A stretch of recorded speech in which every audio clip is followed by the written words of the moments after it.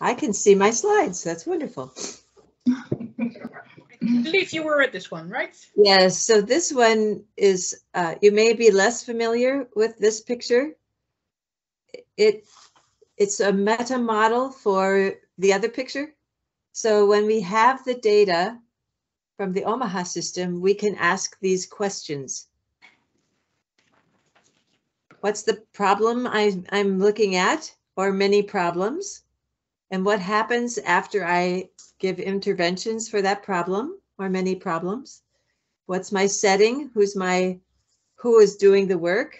All of these questions can be answered if we have the Omaha system data. Next slide. And someone asked the question, how can I make the Omaha system more appealing? And this is a dashboard that a former student worked on with me many years ago, trying to make it easier to see what's going on with my Omaha system assessments, interventions, outcomes.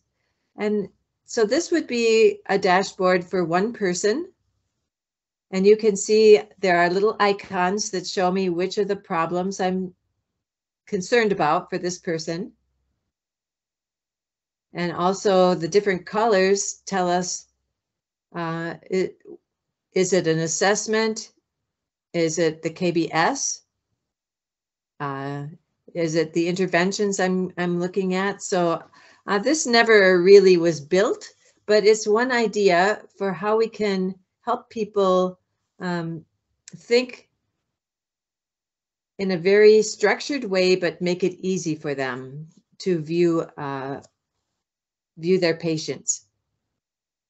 Everything all in one place. So that's just, you know, there's so many ways to creatively make it easier to see and use the Omaha system. This is just one idea. So the person who did this with me is named Candace Kessler. The next slide.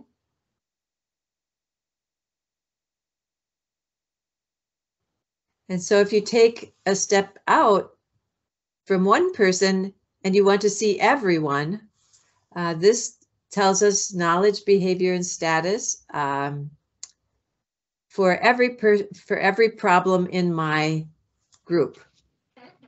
So these are all of my people, and it tells me which of my problems are most important from the standpoint of who needs the most help. People who need the most help in this group have the pain problem. So this is another dashboard idea. Never was built, but it helps us think differently about, okay, what's important here. The short lines are the ones, the middle lines, 3, the tall lines are green. So when it's green, everything's fine. When it's yellow, maybe we need some help. When it's red, we might need a lot of help.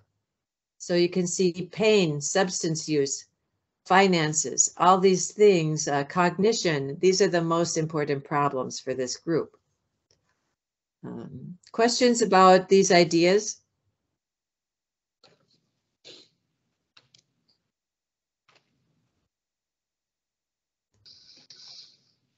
Okay, I see no questions, no raised hands, so I think it's clear. Okay, good. So these are just some ideas to set the stage, and now we'll get into answering some more of your questions. Next slide. So how can we use the Omaha system scores to measure outcomes of care for people with dementia? And what are the experiences with this in the United States? Well, next slide. This came to mind for me right away. This is one of my students who finished her research last summer. She was looking at people with heart failure, and she did a study to find out inside of a large data set, what are the groups of people who are different within those who have heart failure. So not everybody's the same, right? There might be hidden groups. If you have a large data sample, you can find them.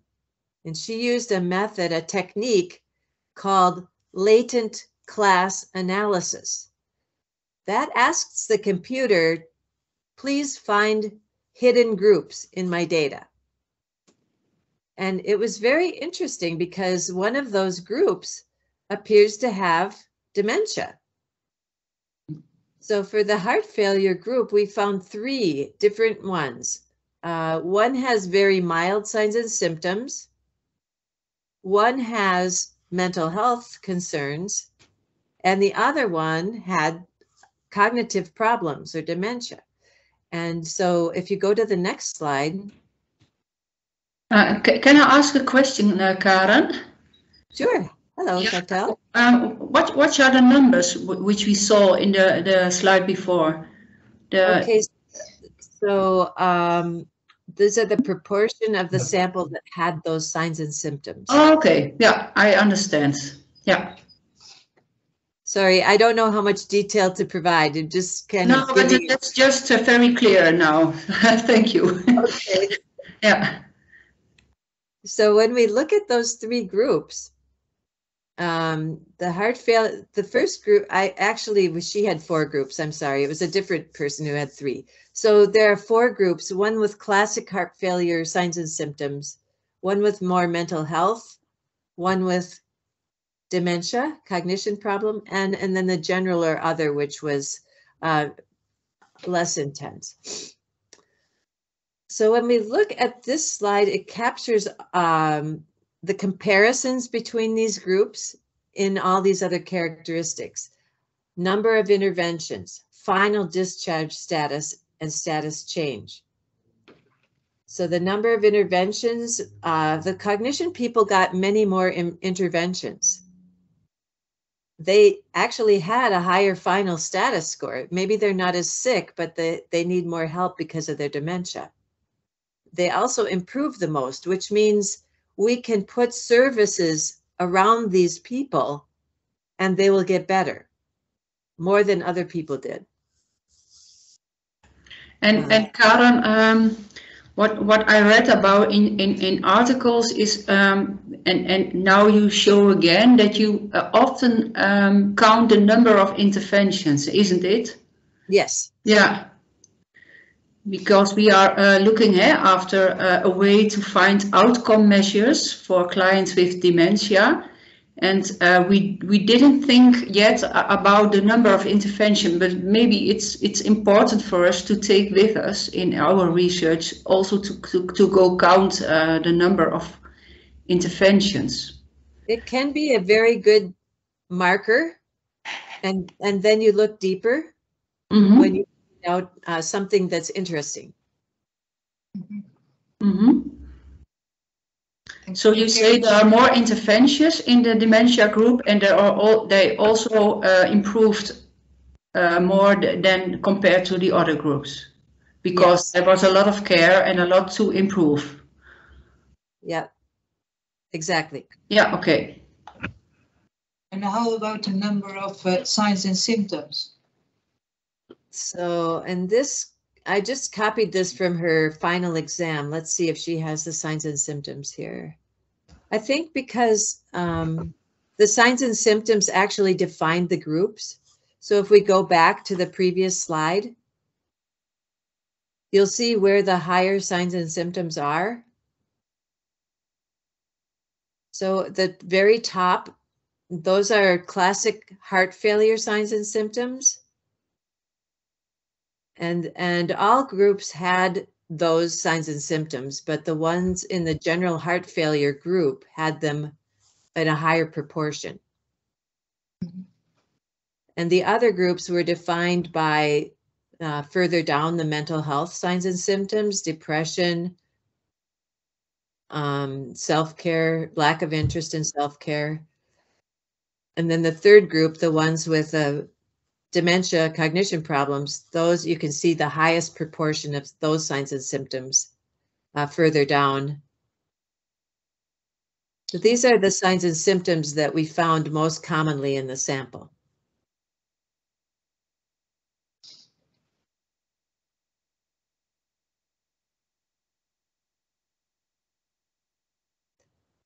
And it was the heart failure the reason for coming for receiving home care or care, or was it the combination of diagnosis that they? So because we don't have that information in our data set, we only know that these Yeah. signs and symptoms define these Yes. groups. Yeah. Okay. But you would have that information, so you would know.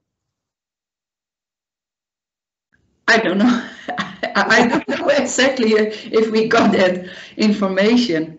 You probably do. Yeah. Your diagnosis codes that you collect for other reasons, you would have, you Yeah. could use Okay. those with the Omaha system together. Okay, is that good?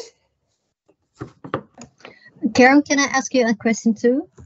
Sure. You said about interventions, but I read here a number of visits. Is it what you mean by interventions, or? No, so that's a wonderful question, and we'll see here. Do we have visits? Yeah.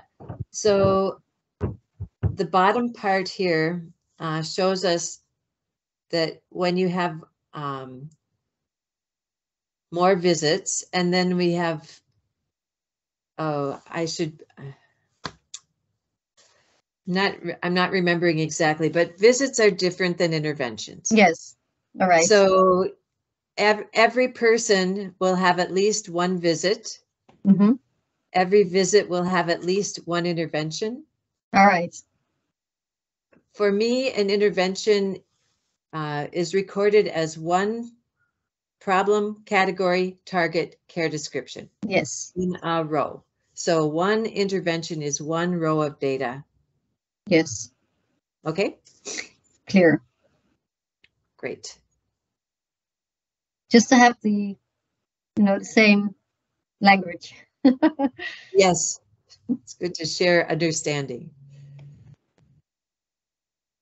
So let's look at the next slide. How can you measure outcomes of care with Omaha system data? Well, we just had a great example of that. And look at difference. And I'm saying it's really nice to be able to look at differences between groups.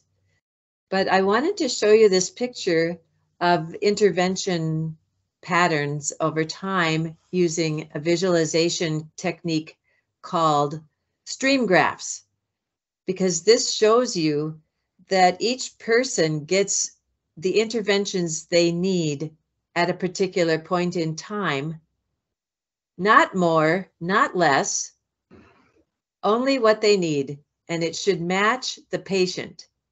It should not be everyone the same, right? So this is a very clear image that shows each person has different needs, gets different interventions. That's why it's important to collect the interventions we do on every visit, so we know if something changes, we get more interventions, we get less interventions. And they're for different problems, right? The colors change also. So this just helps us to see that we can get a glimpse of what's happening to a patient if we only look at their interventions. Some people get worse at the end, that more interventions are happening. So the KBS is the best way to know outcomes, but interventions also can tell us part of the story when we look at them over time. And if you show the next slide, this is another study looking at what happens with problems over time based on their interventions. We see fewer and fewer interventions for a problem once that problem stabilizes. So in this case, when the line goes down, that means that person is not getting as many, or people are not getting as many interventions for that problem. So we see that some problems keep getting lots and lots of interventions over time, and some fall off quite quickly. So this is another way of just seeing how interventions and problem changes can relate. So even if you don't have great KBS right now, you can still look at intervention data if you have great intervention data.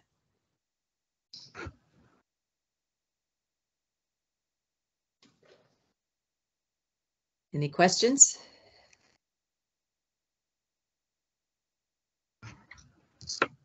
Next slide. I have a student who's defending his dissertation this afternoon, today, and this is his work. So how do we understand characteristics of patients at the end of life? So he's looking at the outcomes of two different groups. As it's always nice when you have lots of data because you can split up the data into different groups. And he chose to look at patients with the end of life care target in their interventions. He picked out that group and he compared it to a matched sample of patients without the end of life care target in their group. And these people are all 50 years of age or older, living in the community, receiving nursing care. He found out that from this matched sample, people who receive end-of-life care interventions much more likely to be unmarried, have lots more interventions, 42% more interventions, 60% more visits, and less problems. Why would they have less problems? Because maybe we're focusing on specific problems at the end of life. Next slide. And it's very interesting that these people in community or at receiving interventions, either just for home care or for hospice, palliative care, you see them, everybody's getting better. Isn't that interesting? When nurses go in, they help people. And no matter how bad they are, they're going to get better because of the nurse. And we see it all the time in the data. These lines are quite flat. They don't get better a huge amount, but some parts of their life are better because of the nurse. We would expect people dying possibly to have lines in the other direction, right? Yeah, So I recognize this, Karen. Hello. This is Anna here. I recognize this. We've got this exactly with the cancer patients. The moment that you do the treatment and you instruct people well and you take care well together with the hospital, you see the knowledge increases. You see that they stabilize. Although when you look at the patients, the information, they're the weakest people they picked out for the program to have the chemos at home. And it's exactly what I recognize this, exactly what you say. Isn't it wonderful? Yeah. So yeah. It shows the value of the nurse immediately. Absolutely. And it also shows, you know, that another interesting part of this is that for the people at end of life, knowledge and behavior are better. Yeah. Status is lower than the other people. So right. This is also, you know, again, aha. Right? Yeah, it's brilliant. And it's also very, very easy to do. So you have knowledge at the beginning and knowledge, the second measurement of knowledge. So for us, it's the beginning and the ending of care. You can choose various endpoints because you have more data, more control over what you're seeing. But we chose beginning and end of care for KBS, knowledge, behavior, status. You just average those for each person and compare using compare means test like t-test. So it's very simple. I mean, all of these differences are statistically significant because it's a large sample, even though the differences are small. So easy to do, very profound results. And if you want to show the next slide. Oh, then we move on to value. Are you ready to move on, or is there another question? Chantal? Yeah, can I ask another question? We are thinking in the same line to collect KBS scores to say something about the results of the care for dementia clients. But do we need to ask ourselves about the quality of those measures and the validity and reliability of those measures, or is it already clear that they are good enough? Yeah, they're good enough. Okay, that's fine. Okay. So I can speak to that more as we go along, but every data set has a story to tell. And I think you'll find that when you do your analysis, you will find similar findings to other research. That's a very good way to say my data are valid. Because I'm getting this. Is there a kind of standard that we at least should have a set of measures in a certain time, or? We tend to look at people who have at least 2 visits. Those kinds of things. We don't want someone with 5,000 interventions because they're probably practice client. So, you know, kind of understanding who might be practicing to create a fake client. You want to exclude those data. And you also, I mean, it gives you a lot of strength to be able to write about the training that the nurses have had, and that they're using the Omaha system, which gives strength to their documentation because it helps people understand how to chart, where to put things.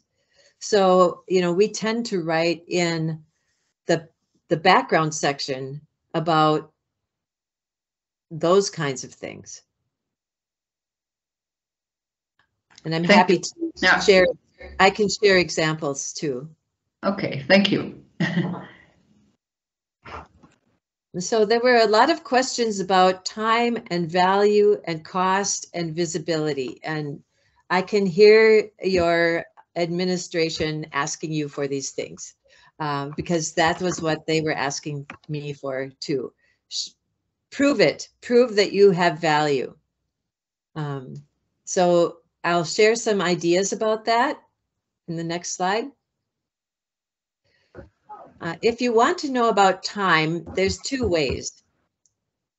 You can count interventions, and you can compare the count of interventions to the amount of, to the length of time a nurse would spend on a visit. So maybe you have that in your data, you know, how long each visit was. And then you can divide the number of interventions by the number of visits, and you have, you know, each intervention takes about 20 minutes or 1 minute or whatever it is. And then you know how much an intervention costs. And then you can say, the nurse did these interventions, it cost about this much. And the person stayed out of the hospital, which would have cost this much, right? So then you have your comparisons. Another way, and this is a fun way, but you know, it's a little bit time intensive, but it would be cool if someone in the Netherlands would like to do some work with this interface. It's called TimeCat. It's on the web, and you use an iPad and you watch another nurse and you say, well, this is what that nurse is doing. The nurse is communicating, the nurse is doing these tasks, the nurse is at the bedside or somewhere else. And we have some maybe 10 or 12 studies that have been really successful using this tool to understand how do nurses spend their time. And that is time is money. So that helps us understand value. So if you want to show the next slide. This is a nursing home study. There were 160 hours of observations of nurses in nursing homes to show us how nurses spend their time. And the nice thing about TimeCat is you can use the Omaha system inside of TimeCat to understand the interventions. But this is one of my doctoral students did this work. She also graduated last summer. And so Dr. Kang showed us just how hard working, how busy the nurses are in nursing homes. The intensity of nursing work in nursing homes in the United States is shocking. It is at or above the level of nurses in the intensive care unit. They are so busy, they're running to do this work. So 66 interventions an hour, changing locations every 2 minutes. Their interventions are very brief, only 30 seconds per intervention. And they're multitasking. They're doing 2 things at once 30% of the time. Now, you know that causes errors. So it's a study with great and exciting results. They're very sobering from the perspective of, you know, the nurses themselves are not going to stay long in this kind of a nursing home environment. Next slide. Oh, another way of looking at the value of a nurse. So let's talk a little bit more about TimeCat. Does anybody have any questions for me about TimeCat?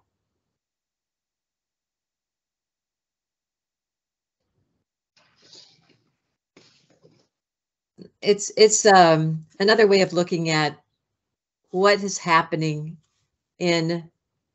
besides the nurse doing the registration, you get an alternative perspective, which is, I think, very strong. So we'll move on from that. This is a study that helped us understand that there was actually an effect of a nurse, that who the nurse is makes a difference. So you can see the green and the blue lines show us different kinds of nurses doing different kinds of things actually makes a difference who the nurse is. And these are parallel coordinates graphs. What we found out is that there were a few nurses whose outcomes were much better than the other nurses. So that's hard to think about. It's hard to publish. It's hard to share back to teams. What it tells me is it's on us to make sure that we're the best nurse possible. And that this is also something that's visible in the data, that if you are a very effective nurse, it's going to show up, and we should reward these nurses and try to help everyone be their best. And there's all kinds of ethical issues for us as researchers when we find these kinds of patterns. Next slide.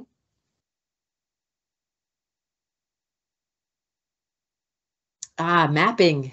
How to reliably map theoretical concepts such as self-efficacy or independence using data from the Omaha system. I love this question too. These are all great questions.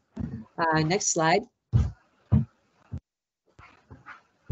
So this is one example using wound care data. And my colleague, Teresa Calici, had a study that she had looked at many data points for things like self-efficacy, adherence, quality of life. And she had them all in a big data set And I said, Teresa, I think if you put the Omaha system on top of your data, you would be able to see new results because the Omaha system is so strong. So we did that. We took data from her wound care study, and these were patients at home. And their work was, the patients had to do self-care to put cold packs on their wounds a couple times a day. And that would prevent them from having more wounds and prevent their wounds from getting worse. So the nurse had to teach the patient to do this. And the idea was that if you have all these data points from her study and we looked at them using the Omaha system, we might be able to understand a theory. Because she said her inquiry had no theory. It was just physiological. And I said, I bet there's a theory.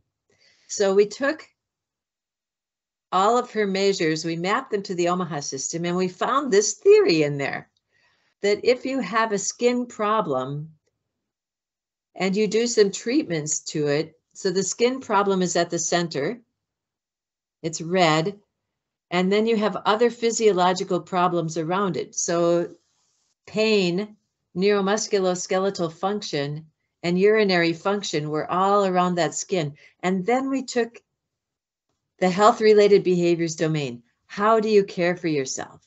That's where adherence came in. Do you take your medicine? Do you go to the doctor?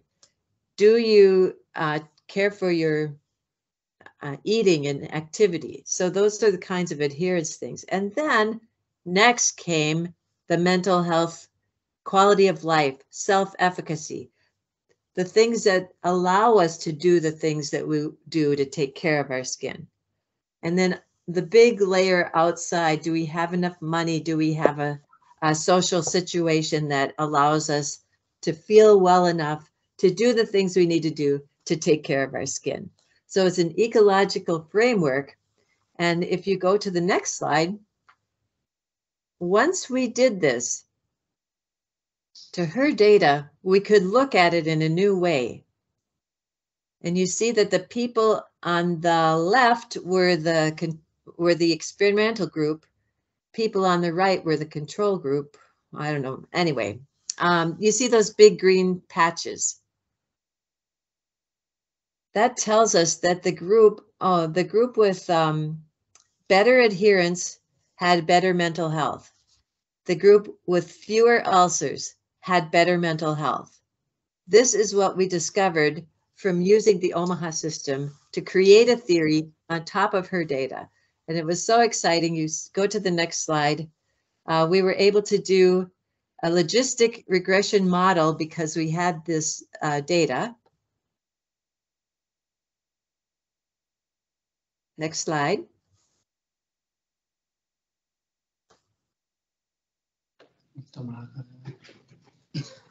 Are we seeing the next slide or am I frozen?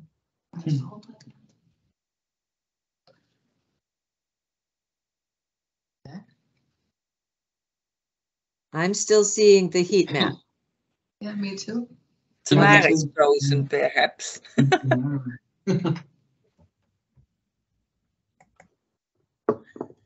So the logistic regression model just tells us that it's very important to have good mental health if you're going to avoid having new leg ulcers.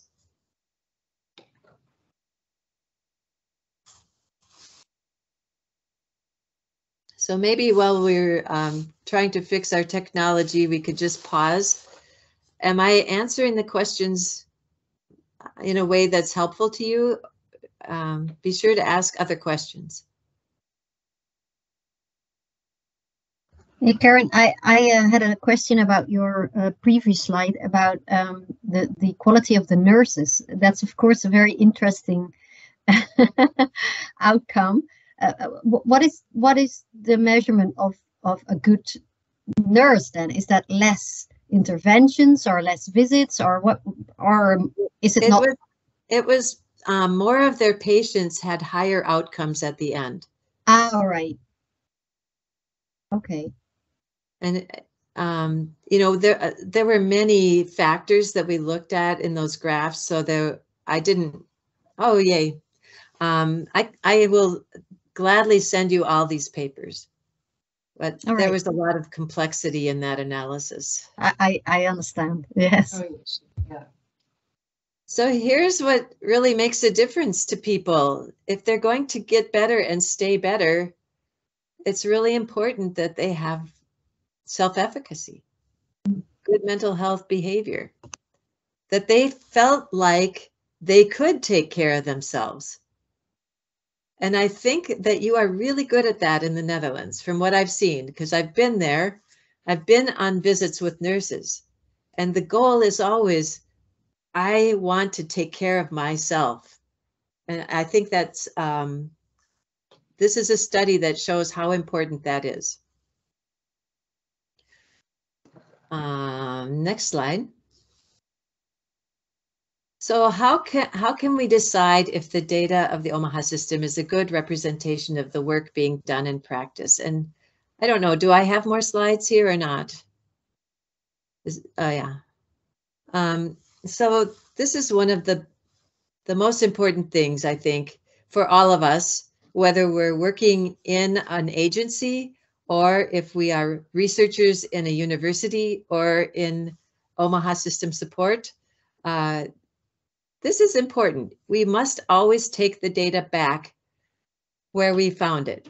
So no matter what you think you know, you will know more if you talk to the nurses who created the data. You know, it's just like when you recognize in the data, these are my patients, this is what's happening. There's the power, right? And you will find it over and over again when you go back and say, okay, here's what I think I see in the data. Would you interpret this the same way? Can you explain this to me? And many times there's another reason that isn't obvious to the researcher. And it's clear, it's very clear, because that's a rule of our organization. They make me do this. Therefore, I do it, but it doesn't make sense. You can uncover crazy rules this way. Could change practice. You could take away things that don't make sense. Sometimes they might show up in the data. I had a group of nurses, and what they had to do was everyone had to have the abuse problem. No matter if they had it or not, it had to be in their chart. You know, it's okay to assess a problem, but you don't need to keep it if it's not a problem. So it looked like all the children were being abused. That's not true. So keep it for the 5% or the 10% where it's a concern. And you can find these crazy rules in the data, and then you're not asking nurses to keep documenting, registering things that don't matter. Now that's another good reason to ask the nurses, tell me more about this data. This is what I see. What do you see? That will help you with your validity from the perspective of the stakeholders who created the data. The other side of that is know something about other studies in the Omaha system. And Derek, who's got his dissertation defense this afternoon, he compared his study to 8 other Omaha system studies from 1980s to today. And he found very similar things. People receiving care in a community have problems like with their heart, like with their neuromusculoskeletal function, like with their personal care. He was able to show these similarities since the 1980s. That's very powerful. So how do we know the validity? know that you've had some training, know that the nurses help interpret the data, and know that you have other studies that can inform you and help you compare. I see Kim has a question. Yes, I have a question. Thank you.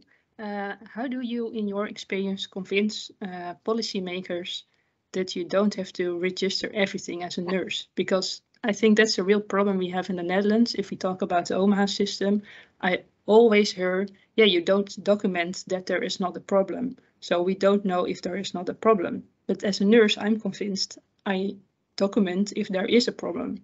I do not document everything that there's not a problem, because then I can be like documenting 3 hours a day. Exactly, exactly. But how do we convince policymakers of this issue as a nurse? Yeah, ask them how much they want to pay the nurse to document. That's a good one. I have some great answers to that question, some wonderful things to think about. So let's go forward and see the next slide and see if it's there or the next one. Yeah. So this is a study, maybe you know Merve from Turkey. She's one of Selda's students, Selda Secgenli. You may have met her, but strengths, challenges, and needs of a breastfeeding mother with COVID-19 over the course of her COVID-19 experience. And what she's talking about here is documenting everything in the Omaha system. So we use this app, and I see that Anna is here, Anna Werner, and I know others may have also had a glimpse at our app, My Strengths, My Health. That puts the documentation in the hands of the patient to be able to say every single thing about the Omaha system in a very easy way. And then you get the whole picture, everything in the Omaha system. If the nurse has that, then the nurse can look at the clinical side. The clinical side is going to be much smaller, not everything. But what we see when we know everything, strengths, challenges, and needs for the entire Omaha system, we can see more, obviously. People are going to have things that are not problems. Those are the strengths. And you can see during her COVID-19 experience, she lost strengths, didn't she? The blue line goes down, comes back up again. We hope it continued to go back up over more years, more months. We wouldn't have that strengths line if we didn't document everything, but we can ask the patient to document everything. We don't have to do it if we have something like the My Strengths, My Health app. So we see the challenges. Those are the signs and symptoms. They go up. We have more and more signs and symptoms. They go back down again. We're glad to see that. And then the needs. She didn't have as many needs maybe till day 3 of her COVID. These are the interventions. Strengths, challenges, and needs. This is the entire picture, everything in the Omaha system, but we get it from the app, not from the nurse. And so there are great ways to have both the clinical side and the patient side, the whole person health side. And we do have a paper using those 2 data sets together. But it's very, one of the big reasons people leave healthcare professions is because they're sick of documenting. So if you have statistics about burnout and documentation, you show the policymakers, we have to make this as simple as possible to keep our healthcare providers. We want to ask the right questions. We want to do the right documentation, not every possible documentation. Does that help? Yeah, definitely. Thank you. It's a great question. Next slide, or am I done? I'm not sure. Yep. So I have 100 more slides to show you, but I don't want to crash your brains. So what else can we talk about? I'll send more slides, anything you want.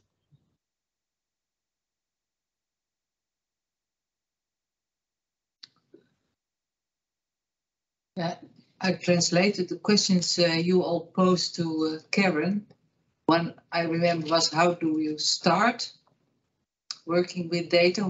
How can you make people enthusiastic and be aware of the value of it? Maybe you can say something about that. Sure. How do you start? Well, I think involve people from the beginning. And once again, I've seen this be very successful in the Netherlands. It's like people had to ask to have the Omaha system. They had to want it at the very beginning. And I think now is the time to say, if you want to know more about your data, we will gladly start to share it with you. And what questions do you have? So make it come from your stakeholders. Mm-hmm. And even the very tiniest picture gives them a sense for, this is mine.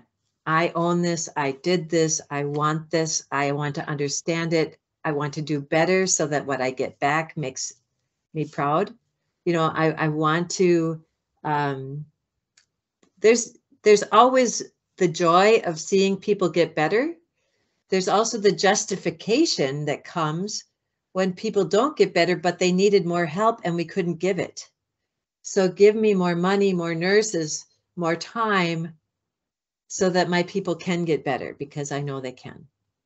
Even at the end of life, we know their life can be better.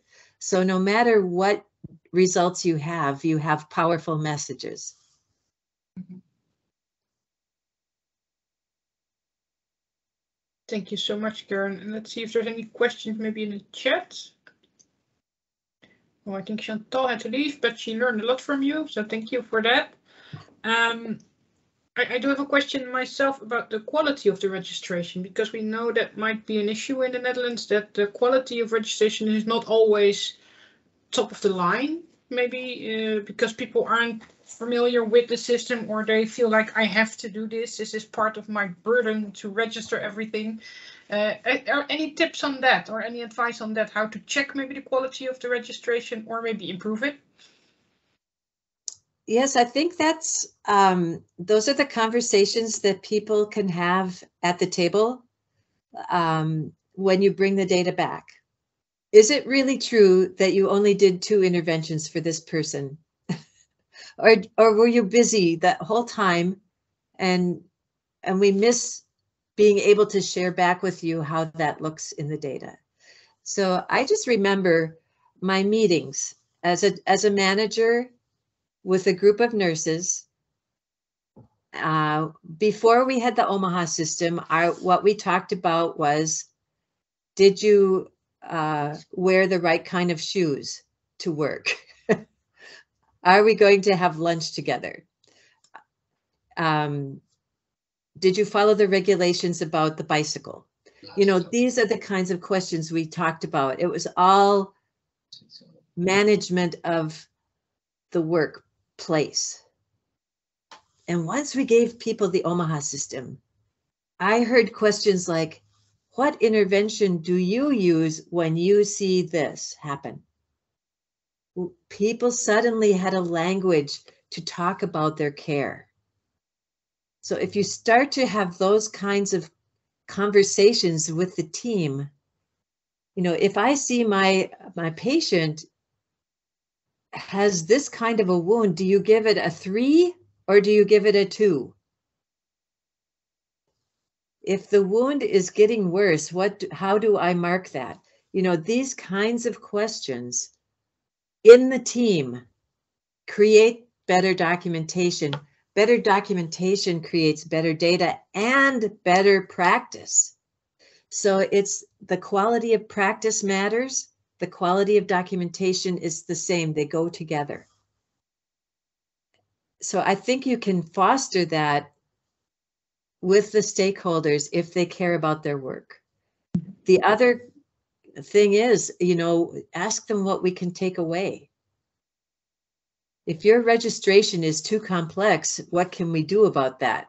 As an organization, as a country, as a self-directed work team? What are we doing that we don't need to do? What can we take away? Because more and more, I appreciate that the data we need are the Omaha system data. They have everything. The other pieces may be because we don't understand the Omaha system well enough to go there to get the thing. Thank you very much. Yeah, you're welcome. Any other questions for Karen at the moment?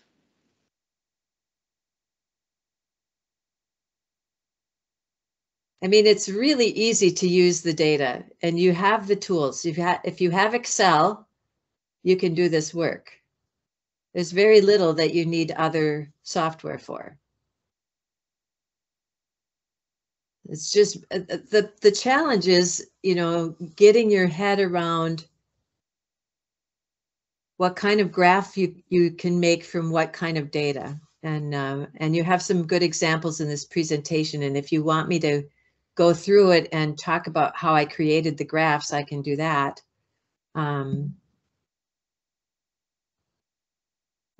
I know we have the time. I just didn't know what to prepare for you. Yeah, I think there might be some interest in that. I'll have a look around my screen, wander around the room. Would it be interesting for you guys to see how the graphs, to learn about how the graphs can be made, or would you have other questions at the moment? There's a yes, please. Well, I take that as yes. Yes.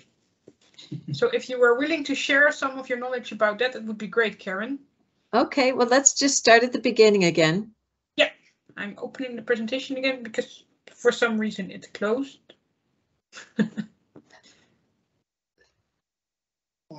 Let me share my screen and hopefully my connection stays online this time. There you go. All right. I just love being in the Netherlands with you. Here we go again. Next slide. Okay, so all of these are going to be in a spreadsheet. And the best place to find them, you'll find the problem in every spreadsheet. You'll find the problem with the signs and symptoms, you'll find the problem with the interventions, and you'll find the problem with the KBS scales. So there's lots of different ways to find the problem, but they're going to be in columns and they're going to be in rows. And so you have to be able to sort columns and sort rows to be able to find things. Next slide. And if you have an interest in looking at the nurse specifically, then you have to add the nurse to every spreadsheet as well. And you have to be able to understand change. You want to have at least 2 KBS scores for each problem. So next slide. No, let's keep going. Find a graph here. Next slide. Actually, we can go back. We can go back to that second dashboard. There we go. So these are just bar charts. And you would separate out your data by problem. So you have a big spreadsheet of all the problems for every patient. And you'd separate that out. So maybe it's easiest you create a different spreadsheet for each problem. And then you can take an average of the knowledge score, an average of the behavior score, an average of the status score, and create a graph with those numbers. And this would be a bar chart. And all you need is those 3 numbers. Average knowledge for pain, average behavior for pain, average status for pain. And then you put those 3 numbers in 3 cells, put knowledge 3.1, behavior, 2.8, status, 4.0. Insert chart. Highlight those cells, choose a bar chart, and here you have it. So you don't need to do any more than be able to calculate an average, and actually Excel gives that to you when you highlight the column. So it's very simple. To make this dashboard, you need to set 21 different spreadsheets for all of these 21 problems we see here. And you could, that's probably the clearest and easiest way to do it for a beginner. You could use a statistical software that would split the file automatically by the problem. So, and would calculate the averages for you. But if it was a beginner using an Excel spreadsheet, I think that's the easiest, just to create different spreadsheets and look at the averages that way. All right, I think that's clear. I see no questions. And of course, adding the colors and things like that, that's something that you learn how to do quite easily in Excel when you're playing around with the graph. Just right click on the space and choose the fill. Changes the color. Next slide. See the next graph. Okay, heat map. Heat map is very easy. Oh, back. This is a heat map. So Excel, if you put a table of results of any kind into Excel and you just do conditional formatting, it will color in the slide for you. You don't have to do any work. So you just take your table and highlight the cells, and then you go to the home screen where it says conditional formatting. You push that and format cells, and then you'll see all these choices. Do I want it red and green and yellow? Do I want red, white, and blue for your flag? Do you want to have variations of one color like this green? This Excel calculates the relative proportions of each cell in the background, and it makes them darker or lighter depending on which color scheme you suggest. And it's different if you highlight it one column at a time, or you highlight everything all at once, or one row at a time. You see differences. So it's very fun. You can learn a lot about your data. It's a great way to explore your data using this conditional formatting functionality in Excel. Right on the front page. You can do it for any table that you put in. You can do it for the whole entire data set, anything. Would you happen to know which software was used for the latent class analysis in this specific table, or can we did be any? We did the latent class analysis using SAS version 9.0 or 1. I can't be sure about the version, but statistical analysis software, we have a latent class algorithm that we use. And when you do the latent class analysis, it will give you choices. You decide, do you want the 2 groups, the 3 groups, the 4 groups, the 5 groups?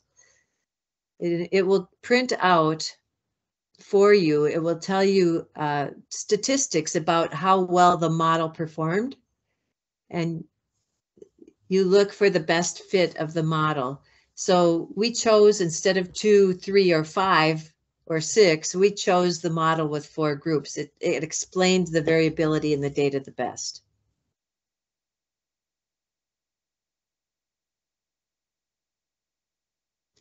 So let's see if we have any other graphs here.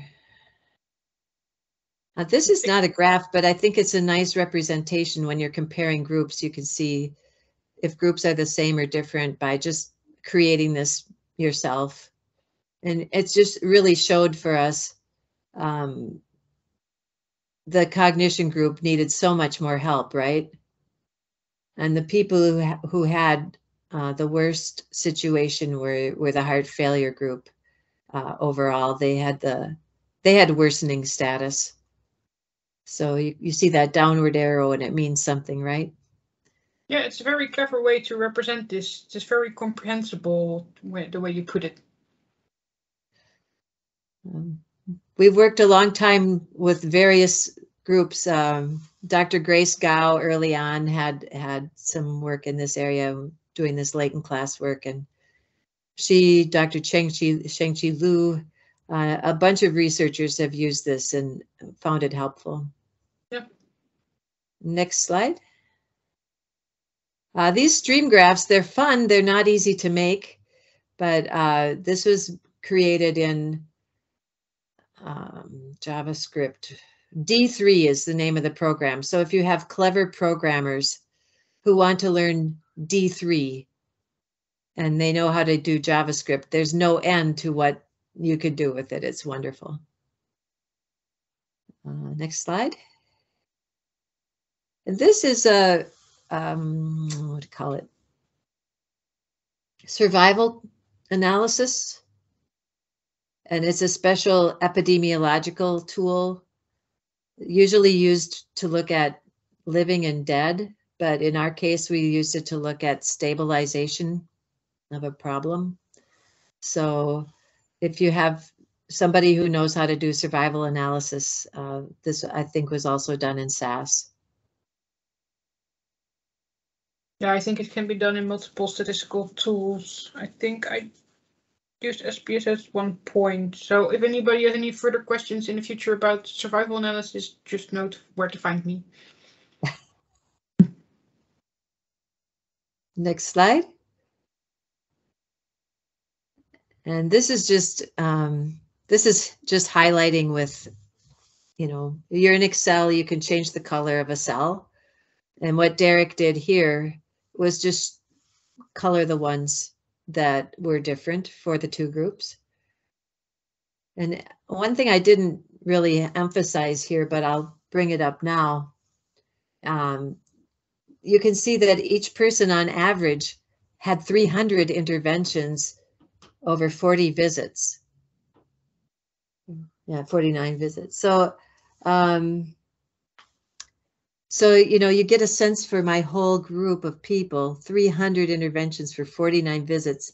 That's a lot of care, right? Most people had on average 7 problems. If you start to have that in every study, you can understand, okay, this group, I only had to have 50 interventions on 4 visits for 1 problem.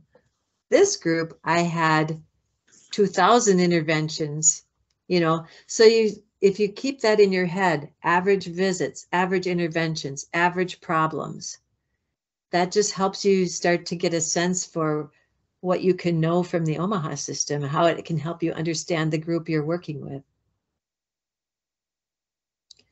Next slide. Oh, this is the simple line graph. So we're going from the beginning to the end. We're looking at knowledge, behavior, and status, all on one graph. So this is actually 3 line graphs together. And again, it's just setting up all we have in this graph is 6 numbers. And you put those 6 numbers into Excel and get them from your average of each person. Now, this is probably where I should stop for a second.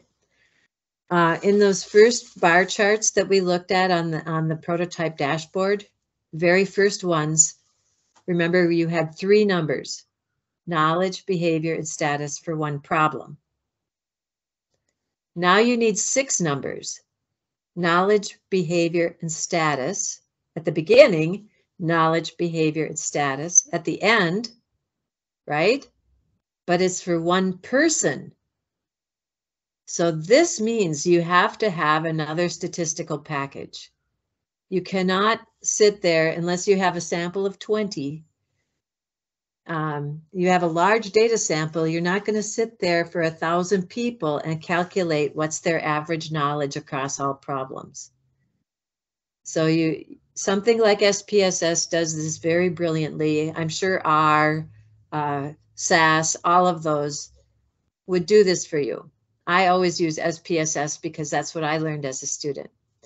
So I split the file by person and then did my descriptive statistics. What's the average knowledge at the beginning, behavior at the beginning, status at the beginning, and then I got an output.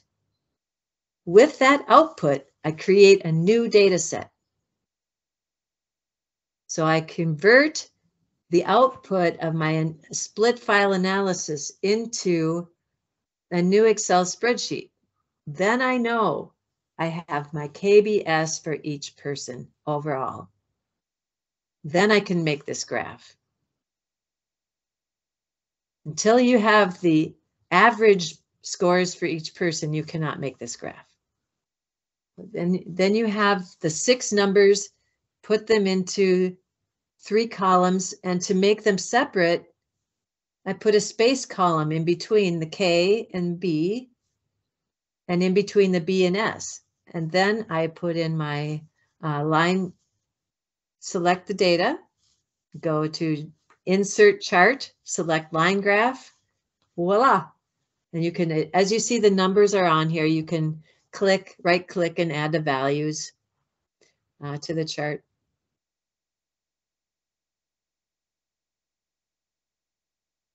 Very clear. Thank you, Karen. The next slide. Let's see what else we have here. Some euros. This is interesting because, you know, if you ever want to do time study, this is a great example of how the Omaha system interventions can show up differently. So if you want to make your interventions, your interface appeal to a nurse, you may want to shrink how much you have them look at. If they know that the meaning of these is problem, category, target, care description, but all they have to see is this tiny thing and they can document it, then maybe it's easier. I don't know. But these are all Omaha system interventions here. Next slide. And again, these are the bar charts. So insert, you know, so you now know that each chart has 1, 2, 3, 4, 5, 6 numbers in it, except, well, the first one has 6, the second one has 4 numbers. So you're not making a chart from a big, huge data set. You're making a chart from a small table that you create from that huge data set. Next slide. These are parallel coordinates line graphs, and these were created, I want to say, but they're in R, I think. So it's an interesting kind of line graph. And it captures who the nurse was, how many visits, what was the baselines, the upper stream graph. So this is incorporating what their stream graphs look like, outcome scores and all. So it's an interesting kind of a graph to make. You have to normalize all the different data scales in order to make all those instruments fit into one picture like this. Next slide. Yes. So PowerPoint colors. Next slide. And this is again the conditional formatting of in this case, the data set, not a table, which helped us find the large green sections that helped us understand self-efficacy being important. Mental health. Next slide. And sometimes it's better just to give us a table.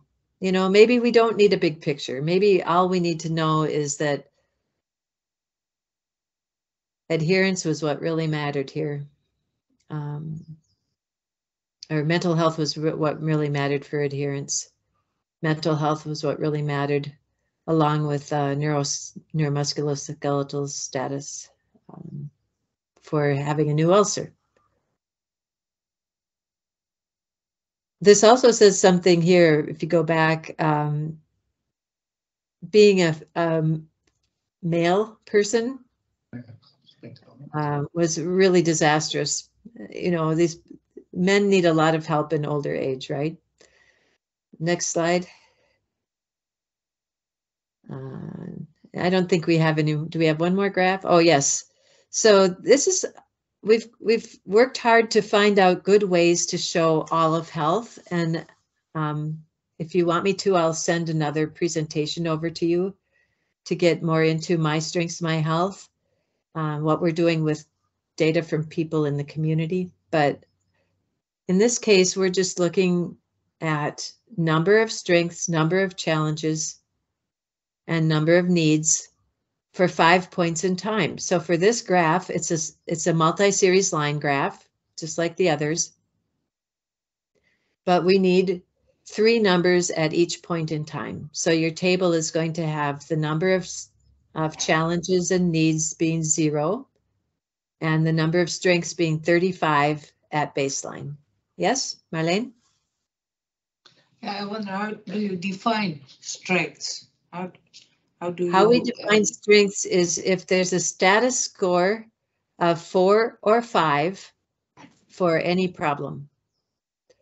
So you could have a total of 42 strengths if you have assessed all 42 Omaha system problems. Now, you know that males are probably not going to have pregnancy or postpartum, either as a strength or a challenge. So males would likely have 40 as their possible total number of strengths. So again, defining a strength as having a 4 or a 5 score for status for any problem. Mm-hmm. Oh. And then to compare those, you would say, do I have 1 or more challenges for a problem? And so you would have the same number possible strengths, possible challenges, possible needs in this chart. And, you know, what we found when we compared for our paper that we wrote, comparing these consumer data with the clinical data, on average, we were looking at about 8 or 10 concepts in the clinical setting, compared to the 42 in the consumer setting. So even though we could tell you a similar number of challenges for each group, we didn't know as much about the person if we didn't have the strengths also. Mm-hmm.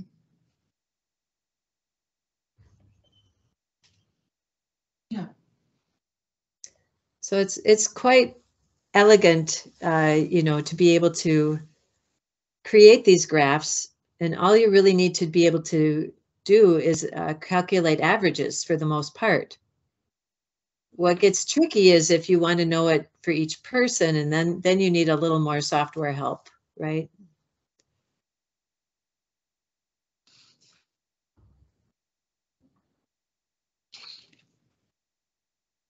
Any other questions for Karen at the moment? Now's your chance. Ja, Sigrid. Kom op. Kan ik mezelf unmuten? I know you're going to have so much fun with this. Sigrid, go ahead.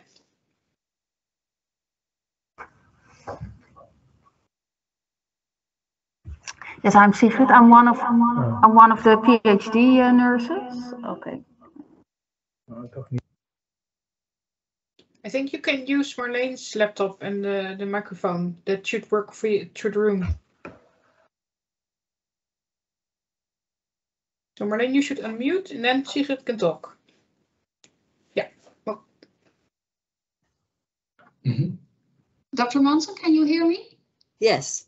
Yeah, I have a small question for you. Because for our PhD project on the Omaha system data, we are developing a complex intervention. And a part of the complex intervention is educating the nurses. Do you have some tips or tricks about that? Sure. I think personally that's going to be quite challenging. Of course it will, because it's your dissertation. Yeah. It must be challenging. No. So what part of the, what kind of tips? Are you talking about educating the nurses? I think it would be desirable if in the Netherlands that the nurses work all on the same way with the Omaha systems. But nowadays, current practice, that one nurse from one organization, of one healthcare organization, district nurse, works on that way with it, and the other way, and the other nurse on another way. You know So what I mean? I think we froze. So, yeah, then it's difficult to compare the way of working, because initially they do it on a different way.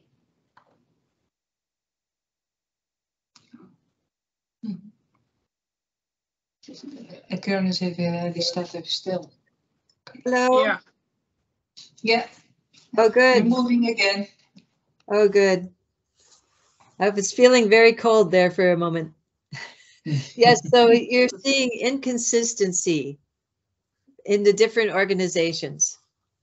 Yeah. And you want to work with organizations to, Yeah. So Yeah, you that's want to true. establish some sort of wish list as far as what you wish would happen in each organization For example. shared understanding. Yeah, and do you have experiences with that? Did you do, for example, a context analysis in every organization, and then? Well, that would certainly be a way to start. You could do interviews of nurses and administrators in each organization to, well, I think you want their policy manuals is what you want. What are they required to do? You could compare policy manuals, and then you could ask each organization, one nurse, one administrator, you know, do people follow these? What's the importance? What's the value of the Omaha system here? So you could have quite an interesting analysis just looking at those three things. But then, you know, we used to have a group at the very beginning, back in 2005 or so. We had organizations working together to improve their documentation quality together. So we had small groups of organizations trying to build a shared understanding. And I think one other thing that really helps is the guidelines.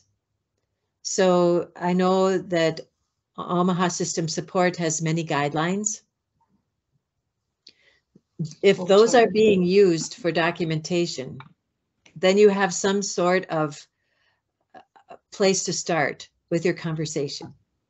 Like, do people know how to use the guidelines? And to what extent do they find it easy to use them? You know, those kinds of questions can have some really good, fruitful results. Well, thank you. That's very helpful. You're welcome. Alsjeblieft. Thank you. Nice. I think Brecht also has a question. Yes, what I notice with my own practice and also with nurses around the organization that we have interviewed lately with Tamara also, is that they find the score quite difficult. And if they don't know what to score, it's always a 3. So is there something? And another thing, I have actually 2 questions. So what about to do with the 3? And also, a lot of nurses don't ever put in a 1 or a 2 because they find it, well, quite difficult to do that. You know, what does it mean? So is there something that you can because we're planning to do like an education on that. Do you have tips to get more understanding about the scores?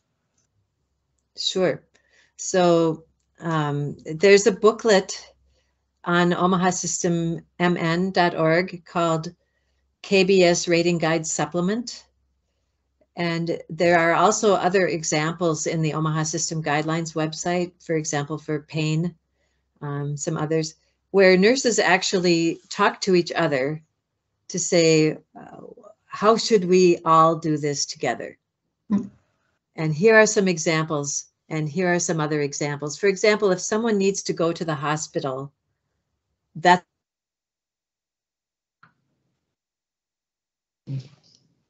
having so much pain. One for pain, it's at the level they require hospitalization. So we have already developed many of these, we call them grids, where every nurse can say, yes, I agree with that example. It goes in the 2. I agree with that example. It goes in a 5. They already have an advanced degree in nutrition. It's silly of me to try to teach them anything in nutrition, right? That's a 5. So, you know, I think it's having the conversations. It will, if you have some grids and some conversations, people will become more and more confident. But it's like anything else. It's we don't want to judge people. So it's not judging them. It's showing how much care they need. That's more important than the judging idea. Yeah, but you recognize this? Yes. Yeah, we worked very hard for many, many years to try to help people feel confident. And I think when you're in a group of nurses and everyone is using it, then the new nurse doesn't have so much trouble because the other nurses can say, yes, that's, I would use a 3. No, maybe a 4 for them. No, maybe a 2, right? So it's having the conversation with the other nurses too. And also the documentation can make it easy. So you can put examples in the computer so people can see, oh, and when you get kind of the idea of, oh, this is so serious, they need the hospital. This is so serious, they need somebody to stop by 3 times a day. That's at least a 2, right? 1 visit a day might be a 3, you know, once a week might be a 4. So put it in different ways of thinking for them. How much care would they need for this? Yes. Okay, clear. Thank you. Thank you so much. I think Anna also has a question, or not anymore? Well, I noticed with what you were saying about the how you value things. People feel very, definitely in nursing homes, that they let the patient down the moment they have to explain that things are not doing too well, or that you know, it was a 4 and now it's a 3. But we also noticed that if you got some of the systems, they put it into little stars. And we get that from schools, you get extra stars if you're doing well. So the nurses were literally saying, we're just going down, we're taking away stars of our patients. They try hard, we try hard. And I think it would have already helped if you didn't put in a star, but just little dots, for instance. And it's a mental thing. But I think it's good that it's not a chart from 1 to 10, because we've got all the numbers in our head from childhood. When you did well, you have an 8. When you did not so well, you're 5. So the moment you do it from 1 to 5, you have to think what's in front of you, rather than give someone a good mark. And then if the stars were taken away, it would have made it easier, I think, for nurses. That's fun. Thanks. Yeah. So nice to see you, Anna. And you.